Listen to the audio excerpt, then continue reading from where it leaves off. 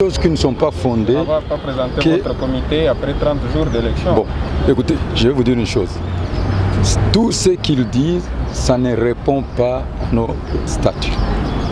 Par exemple, l'Assemblée ecclésiastique, c'est une fois par an, extraordinaire, et le mois de janvier. Posez-vous des questions. C'est au mois d'avril que j'ai été élu. Entre avril ou mai, je vais voir. Au mois de juillet, c'est là où j'ai été investi. Vers fin juillet, il y avait la remise reprise. Et comme j'étais le président du Conseil des sages, je devais à tout prix me décharger de cette charge en commençant par élire un autre président du Conseil des sages et son bureau. Et cela a été fait au mois de janvier. C'est le premier acte que j'ai posé. Après cet acte, j'ai trouvé la caisse de l'église vide. Je n'ai même pas trouvé un compte pendant les 21 ans de mon prédécesseur. Et qu'est-ce que je pouvais faire? On a fait ce qu'on appelle l'état de lieu, les états généraux.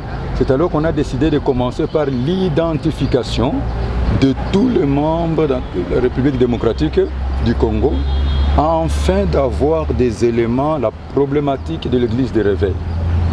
Alors, pendant qu'on était en train de faire cet exercice, je vous dis, j'ai réunissé dans une réunion ad hoc l'exécutif et le conseil des sages pour prendre tous les documents que mon prédécesseur avait laissés.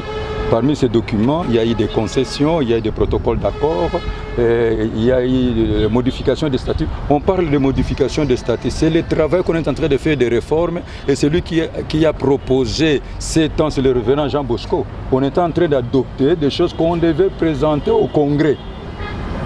Bon, maintenant, arrivé au mois de janvier, toujours au mois de janvier, entre janvier et mars, le président du conseil des sages est tombé malade, il est mort. Et c'est le 16 mars, j'ai établi, on a élu un autre président, et il y aurait seulement le vice-président.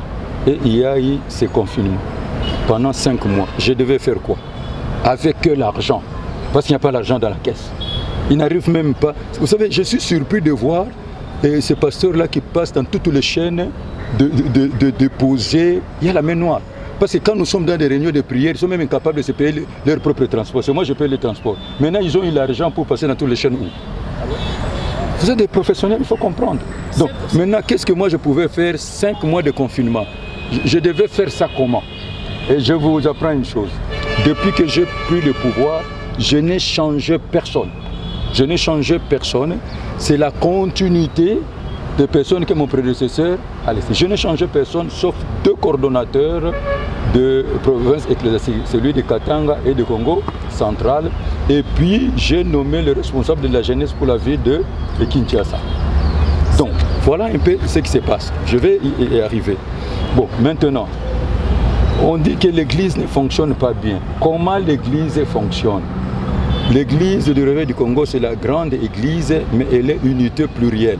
Chaque pasteur organise son église et les présidents provinciaux organisent les activités et nous font rapport. C'est un cadre seulement de concertation, c'est un cadre d'encadrement, vous comprenez, de solidarité. Maintenant, comment ça devait fonctionner? Parce que maintenant, tout le monde fonctionne très bien. Tout le monde fonctionne très bien. D'ailleurs, au moment où je vous parle, nous avons 11 provinces. Hein? Toutes les provinces sont derrière moi, excepté une partie de Kinshasa. Et des personnes que vous avez vues là, devant la télévision, est-ce que vous avez vu des personnalités que vous connaissez, des serviteurs de Dieu, de personnalités, les signataires de statuts? C'est ce que je vous dis, que c'est un coup de théâtre, mais leur joie est pour peu de temps. Je le remets entre les dispositions du conseil des sages. C'est le conseil des sages qui va statuer les cas de chaque personne, hein, et il va me remettre les dossiers, je prendrai la décision. Mais moi, je vous dis, je me sépare avec ces gens définitivement. Je ne vais même pas le revoir dans mon songe. Je ne peux pas me mettre ensemble avec eux parce que ce qui nous unit, c'est la foi en Dieu. La communion fraternelle est sacrée. Si réellement il y avait un problème, pourquoi ils ne sont pas venus me voir? Parce que tous ces gens me voient comme il le fait. Donc, c'est pour cela que j'ai dit, je vais vous dire ma dernière décision parce que je vais entrer en retraite. En sortant de la retraite, je vais vous dire si je vais continuer avec eux ou pas. Deuxième chose de vous dire, ce qui leur font peur, c'est parce que j'ai décidé de réconcilier tout le monde. J'ai décidé de réconcilier tout le monde et il y a l'approche avec les amis du Haut Conseil de l'Église de Réveil. Et maintenant, ils ne sont pas d'accord avec toi, avec moi plutôt. Mais si moi je vais leur faire le coup, hein, je prends seulement l'armée de l'Éternel, mon Église, je vais au Conseil de l'Église. Pourquoi tous ceux qui étaient avec nous sont sortis? Regardez maintenant la composition de ceux qui sont là. Regardez si vous verrez vraiment les colonnes.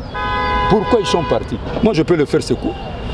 Je fais ce coup, je vais au conseil, ils vont rester vides. Merci. Voilà la réalité.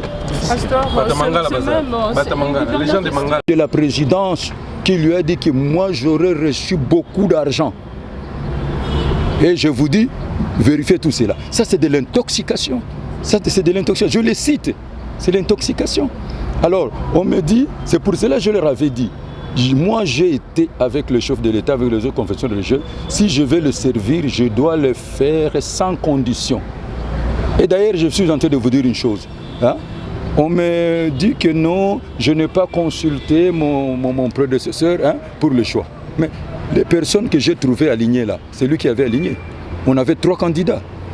Est-ce que j'ai continué avec ces 3 candidats? Et pendant qu'on devrait voter, on devait voter sur une base de critériums.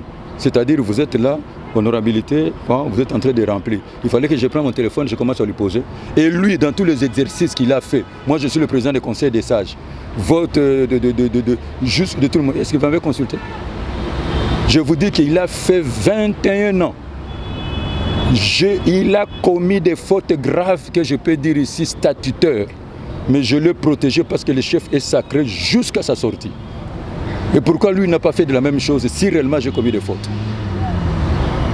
Voilà la réalité. Et si je commence à énumérer ces fautes, je crois que vous serez surpris. Je suis en train de vous dire, pour moi, je souscris tous ces gens en faux frères. En faux frères, et je ne sais pas si on va marcher ensemble, je vais entrer en retraite et je vais prier. Ce qui me retient encore, j'ai peur que si je me retire, tous ces enfants de Dieu, de cette génération qui connaissent la vérité, peut-être ça va diviser l'Église. Et je suis obligé de payer les prix et les conséquences en tant que leader. C'est tout ce que je vous dis la vérité. Merci.